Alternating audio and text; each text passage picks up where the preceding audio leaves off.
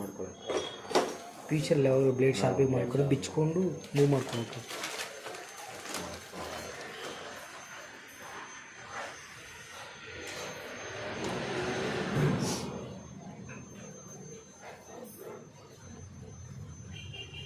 ಇದೇ ಥರ ಅಲ್ಲಿ ಆ ಚೈನಾ ಮಾಡಲು